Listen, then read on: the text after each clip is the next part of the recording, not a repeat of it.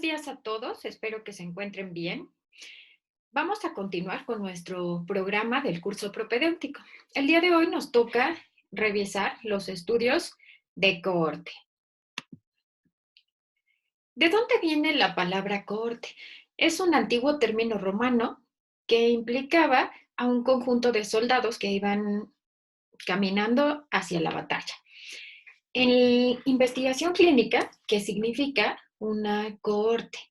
Implica el seguimiento a lo largo del tiempo de un grupo de sujetos con características similares. Tiene como sinónimos estudio de seguimiento, de incidencia, estudios longitudinales.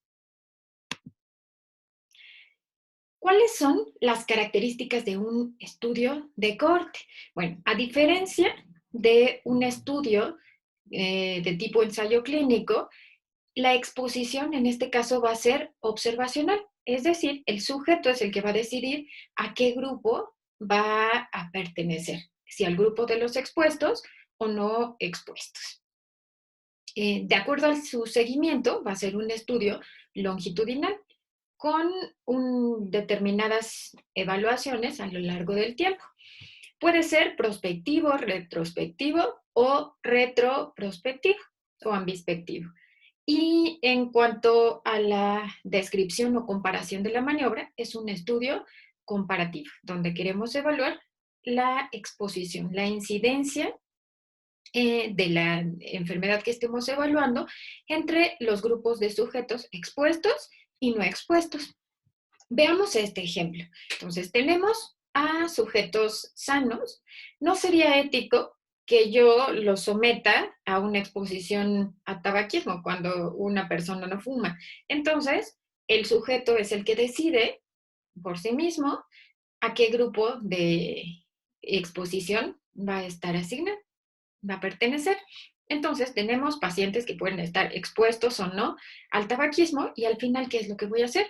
Determinar la incidencia del desenlace, en este caso, infarto agudo del miocardio, entre los expuestos y no expuestos al tabaquismo. En este caso, 30% en los expuestos al tabaquismo y 15% en los no expuestos al tabaquismo, con una medida de asociación, que es riesgo relativo, de 2.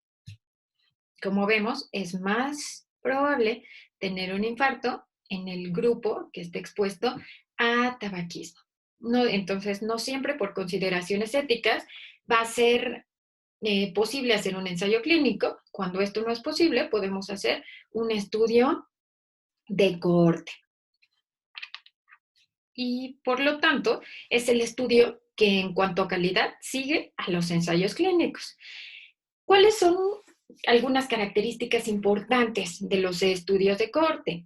Es importante que al inicio del seguimiento los participantes estén libres de la enfermedad que se esté evaluando. En el ejemplo anterior que evaluábamos el efecto de tabaquismo para el desarrollo de infarto agudo del miocardio, al inicio del estudio tenemos que garantizar que los sujetos no tengan alguna modalidad incipiente de cardiopatía isquémica. Estos participantes van a ser seguidos a lo largo del tiempo. El tiempo dependerá del periodo de latencia de la enfermedad, de la historia clínica, del desenlace que ustedes quieran evaluar. Y lo que pretendemos al final es medir la incidencia de la enfermedad en los expuestos y no expuestos a la maniobra.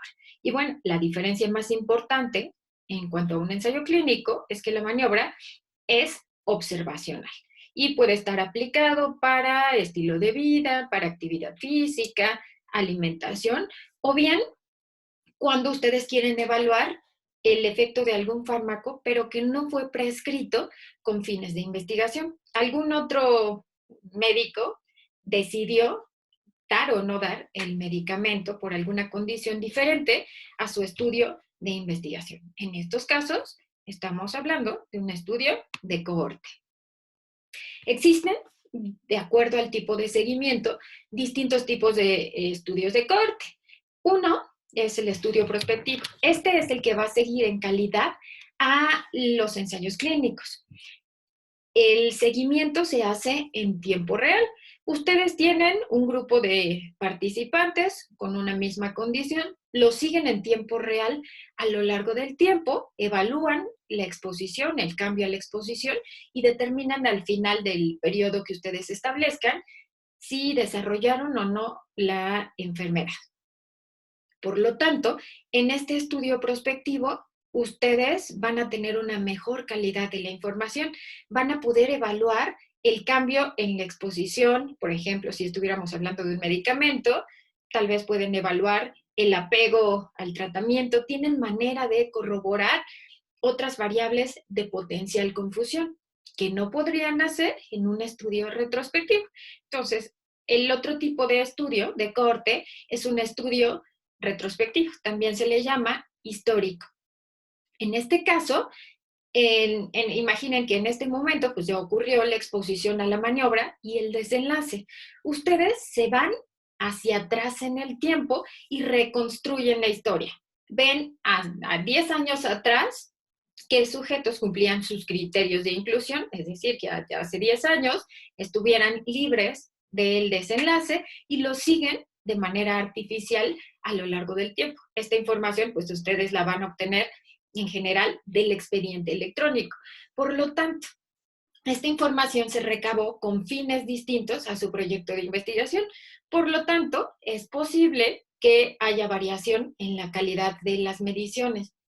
Cómo se tomó la presión arterial, se registró o no se registró el resultado del electrocardiograma, quién lo llevó a cabo, se evaluaron todas las variables de confusión. A lo mejor no es posible, pero esta es una opción cuando el periodo de seguimiento es muy largo o bien cuando no se tienen los recursos suficientes para poder llevar a cabo un estudio prospectivo. Y el otro estudio es un estudio de tipo ambispectivo, donde la maniobra ya ocurrió, la exposición a la maniobra ocurrió, pero no se ha presentado el desenlace. Aquí vemos en este diagrama el ejemplo de lo que les explicaba. Entonces, una corte prospectiva es un seguimiento en tiempo real con mayor calidad de la información. Una corte histórica, ya ocurrió el desenlace y la exposición a la maniobra, me voy en el tiempo y de manera artificial reconstruyo qué fue lo que pasó, partiendo del estado basal. Y una corte ambispectiva, ya ocurrió la exposición a la maniobra, pero aún no se presenta el desenlace. Pero es importante que ustedes reconstruyan la historia partiendo del estado basal. Entonces, la principal diferencia entre un estudio prospectivo y uno retrospectivo es la calidad de la información. Siempre va a ser mejor la calidad de la información en un estudio prospectivo. Se tiene más opción a limitar los sesgos, el sesgo de transferencia, el sesgo de detección y evitar el sesgo de ejecución. De la misma manera, podemos evitar un sesgo de ensamble inadecuado o bien de susceptibilidad pronóstica. Los estudios prospectivos son los que aportan mayor evidencia sobre el fenómeno de causalidad. Pero implican un mayor tiempo de seguimiento, pérdidas de la población y son costosos. Les voy a mostrar, este es un ejemplo de un estudio de cohorte prospectiva. En este caso, se quiere evaluar el impacto del estilo de vida en la aparición de la enfermedad cardiovascular. Vamos a centrarnos, dado que estilo de vida es tan amplio, pues centrémonos únicamente en actividad física. Entonces, yo voy a partir de sujetos adultos que no tengan, aquí le llamo clínicamente sanos, a sujetos que no tengan alguna enfermedad cardiovascular al inicio del estudio.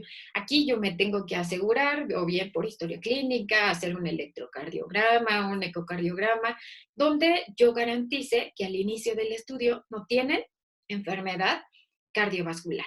Es importante, dado que aquí yo no tengo manera de aleatorizar y hacer que la población en el estado basal sea comparable de acuerdo a la maniobra, es importante que yo evalúe las distintas variables de confusión desde el estado basal. Entonces, ahí puede impactar no solo la actividad física, sino la edad del participante, el estado de nutrición, la salud mental, si tenía antecedente de ansiedad, depresión, si tenía alguna enfermedad como diabetes, hipertensión, dislipidemia, síndrome metabólico, la alimentación, la exposición a tabaquismo y alcohol que pueden impactar en el beneficio que pueda tener la actividad física.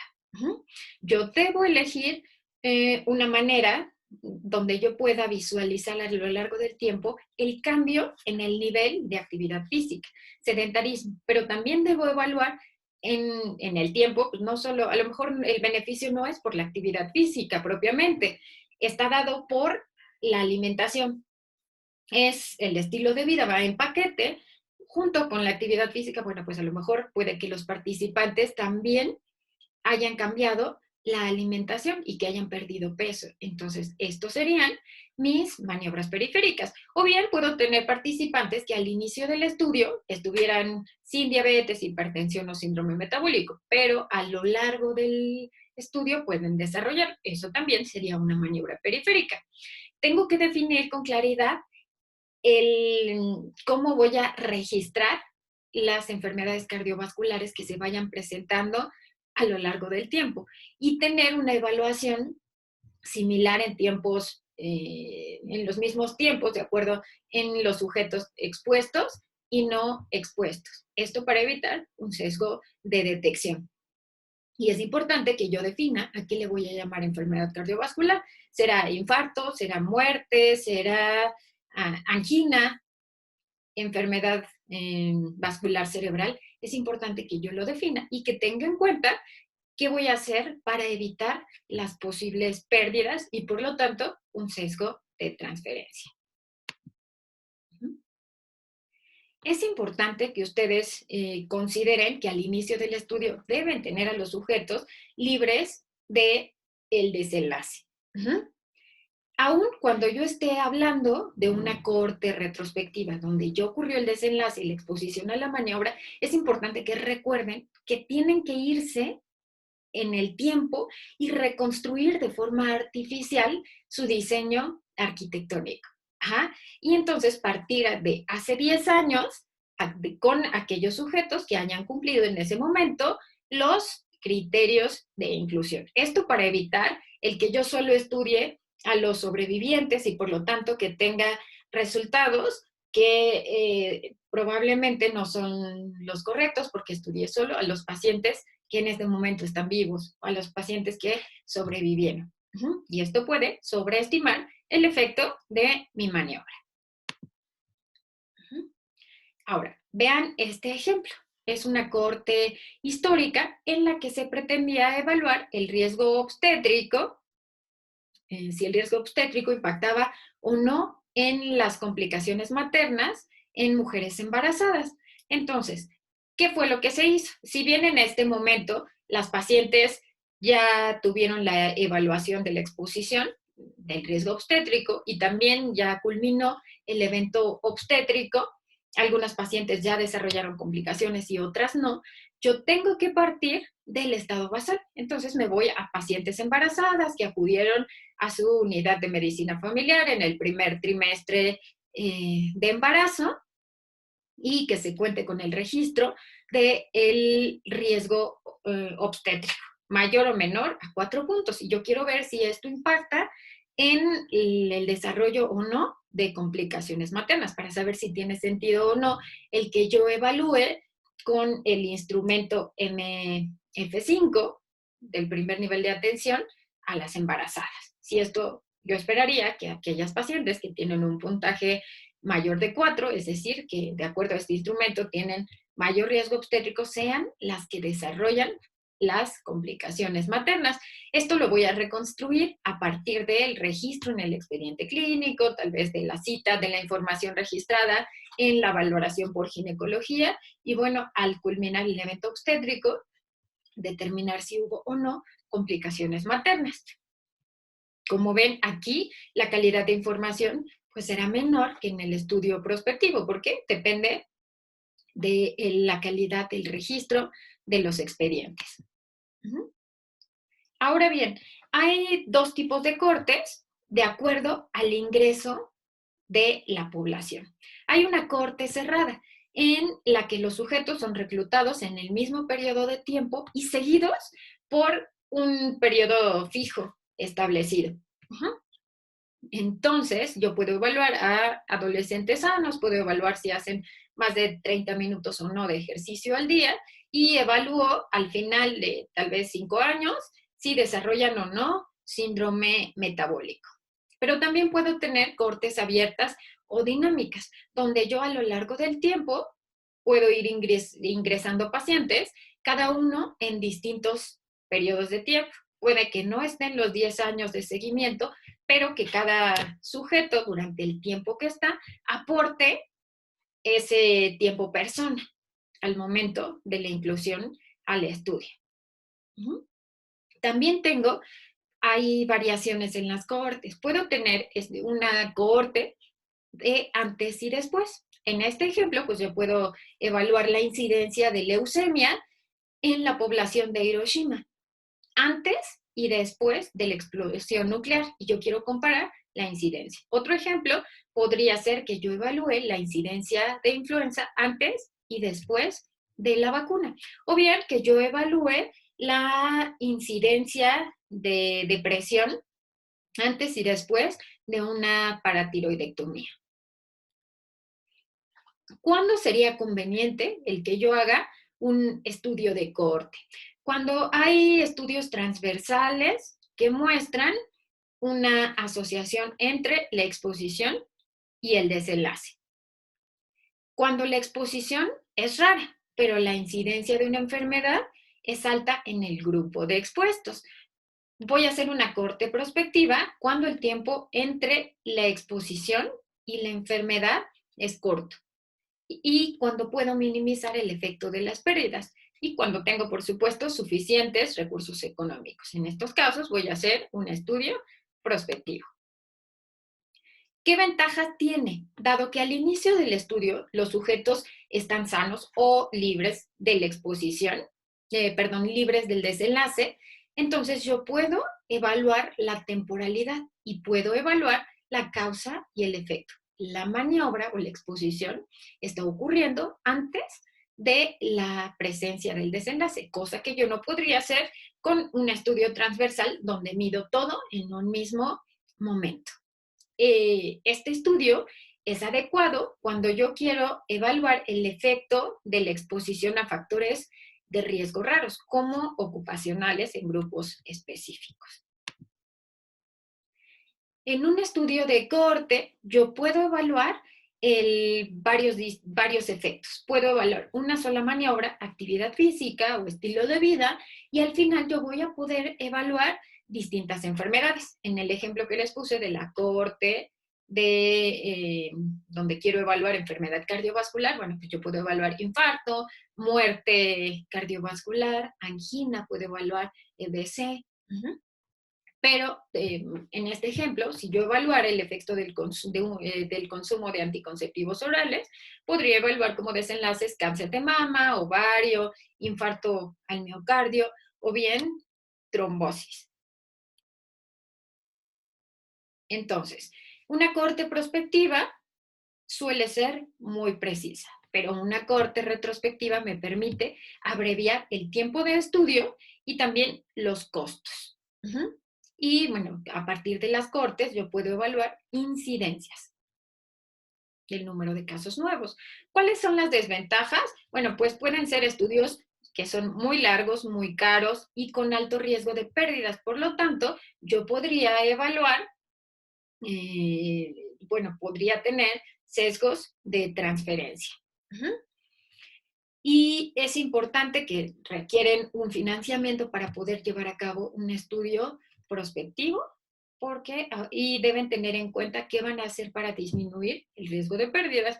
Por ejemplo, ¿cómo van a mantener a su población interesada? Podrían estarle reportando los resultados preliminares o bien podrían felicitarlos, enviarles correos electrónicos para su cumpleaños en fechas importantes como Navidad.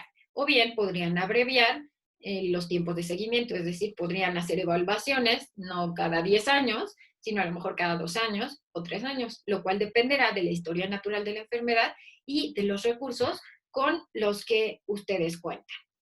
Y estos estudios, bueno, en general se llevan a cabo cuando ya hay evidencias en estudios transversales, pero donde yo no puedo corroborar causalidad.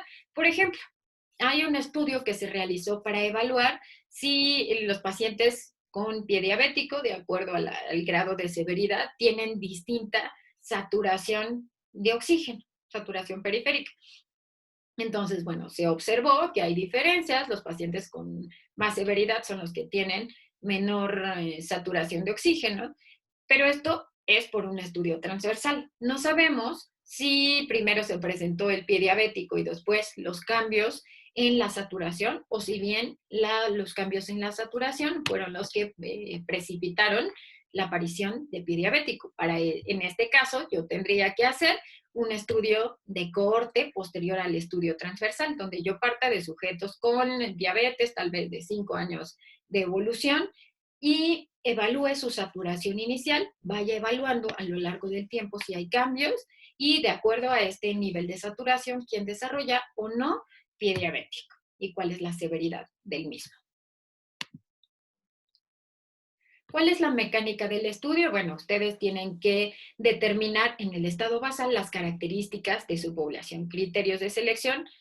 Otra vez les repito, deben estar libres del desenlace al inicio del estudio. Determinar cuáles son los periodos en los que van a hacer las mediciones, cada año, cada 2, cada 3, hasta completar el tiempo de seguimiento, que pueden ser 10 años, 5, dependiendo el desenlace que ustedes están evaluando. Y es importante que ustedes consideren los cambios en la exposición a lo largo del tiempo. A lo mejor al inicio del estudio un paciente fumaba 20 cigarros al día, pero a lo largo del estudio se incrementó su consumo o bien lo suspendió. Entonces, ustedes tienen que considerar que a lo largo del tiempo pues va a ir variando esta exposición. Es importante que evalúen la calidad de su maniobra y que evalúen no solo la exposición a la maniobra, sino las exposiciones concurrentes o maniobras periféricas y las variables de potencial confusión.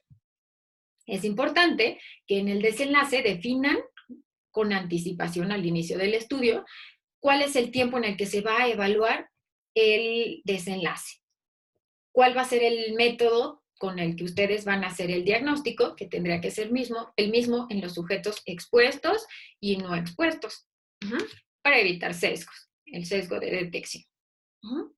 Y finalmente, bueno, entonces este es el esquema general. Tengo una población en mi universo, a partir de ahí selecciono una muestra, que es la que va a cumplir con mis criterios de selección. Si algún paciente tiene ya el desenlace, se van a eliminar.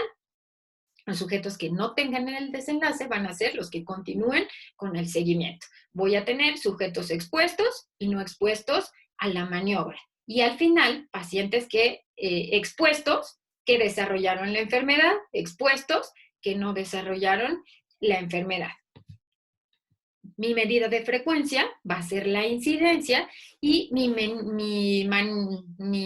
medida de asociación va a ser la presencia o la evaluación del riesgo relativo, que contempla la incidencia de la enfermedad en los expuestos entre la incidencia de la enfermedad en los no expuestos. Esta sería la fórmula. Riesgo relativo es igual a incidencia de los expuestos entre incidencia en los no expuestos. Y bueno, a partir de aquí yo puedo calcular el número necesario a tratar, puedo calcular también la reducción relativa y absoluta de riesgo. Esto como medidas de asociación. Bueno, esto sería todo para el diseño de cohorte. Su tarea va a ser retomar su pregunta de investigación y ahora intentar imaginar y plantearse el diseño como si fuera una cohorte. ¿Cómo harían la recolección de sus participantes? ¿Cuánto tiempo? ¿Cómo evaluarían la exposición o no a la maniobra? Algunos de ustedes, de acuerdo al proyecto, pues van a tener que hacer ajustes, por ejemplo, si es una prueba diagnóstica.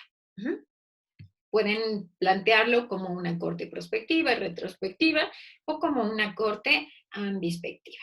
En un rato más subo la actividad al Classroom. Cuídense mucho y nos vemos la próxima semana.